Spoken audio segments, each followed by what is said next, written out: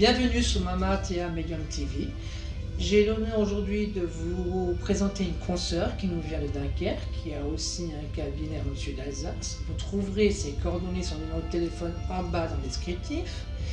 Elle va nous parler et nous lire un extrait de son prochain livre de messages qu'elle reçoit en songe. Je vous souhaite un bon visionnage.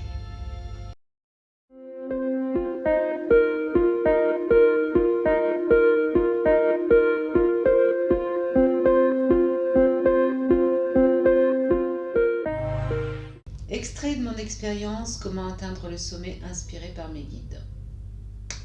Et voilà, j'y suis au sommet. Celui que je redoutais tant que je ne voulais pas. Il me faisait terriblement peur. Maintenant que j'y suis, je contemple un instant le paysage autour de moi et je regarde en bas. Exercice difficile quand tu as la peur du vide, mais au fond, cette peur, d'où vient-elle? Alors je vais prendre un instant pour l'analyser. Et peut-être que je la comprendrai enfin. Quand je regarde le vide, je m'aperçois que ma peur est liée à l'inconnu. Car en fait, à cet instant même, je ne sais pas ce qu'il y a en bas. Ma peur est liée à l'attachement de mon passé. Que vais-je perdre si je tombe? Ma vie? Non, puisque je suis cette vie. Alors viendront avec moi mes souvenirs. Je suis toujours au sommet, mais mon regard ne se détache pas du vide, qui me sidère. Le contrôle, voilà, il s'agit du contrôle. Je ne contrôlerai pas la chute. Et où irai-je? Que se passera-t-il? Ce contrôle est la source de mon mal-être face à ce vide.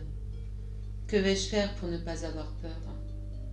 Je regarde derrière moi et je m'aperçois que le vide est là aussi. Pourtant j'en viens, puisque je suis partie d'en bas pour être au sommet.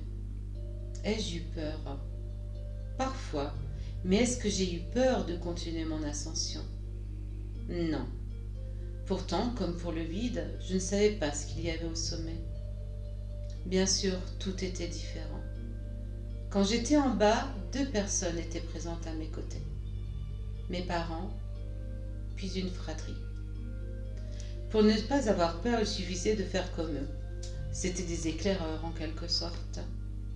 Petit à petit, je gravissais cette montagne et je peux vous dire qu'elle vous écorche, qu'elle vous teste et vous demande d'aller au-delà de vos capacités, qu'elle vous épuise aussi, qu'elle ne vous facilite pas la tâche et parfois elle vous enlève les êtres chers.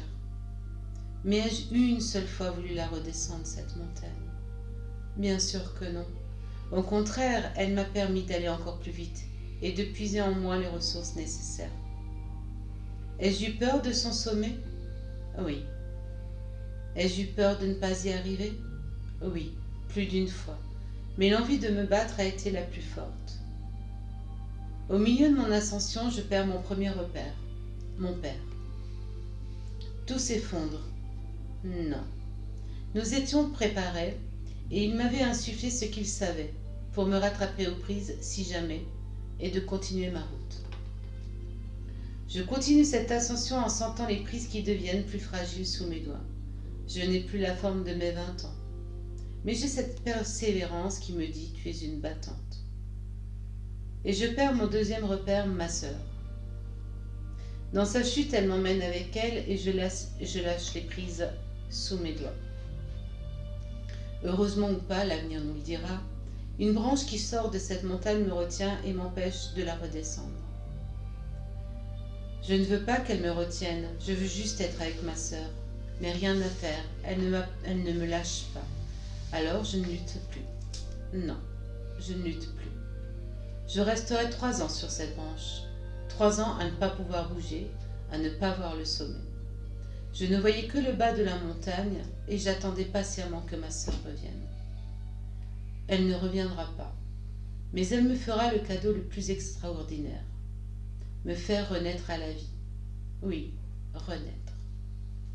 Elle m'avait promis de m'ouvrir les portes vers la spiritualité et elle l'a fait. Quelle émotion! Alors j'ai dû réapprendre à vivre, mais plus comme avant, mais avec des capacités plus développées, des rencontres à vous couper le souffle. Et cette renaissance s'est faite dans la douleur, certes, celle de devenir médium et d'accepter ma mission. Mon Dieu, que ce fut difficile, mais tellement palpitant. Mais à mes côtés, j'avais des guides exceptionnels, qui ont pris le temps de me comprendre et de m'apprendre. Alors petit à petit, j'ai lâché ma branche et j'ai gravi aussi vite que j'ai pu, en apprenant chaque jour le développement de mon être et de mon âme. Je ne me suis plus jamais retournée sur mon passé et je lui ai dit merci. Voilà, j'y suis au sommet. Que vous dire? Que la vie est magnifique et que je profite encore de cette vision. Extraordinaire, un temps, quelques jours, quelques années, je ne sais pas. Et je ne me le demande pas.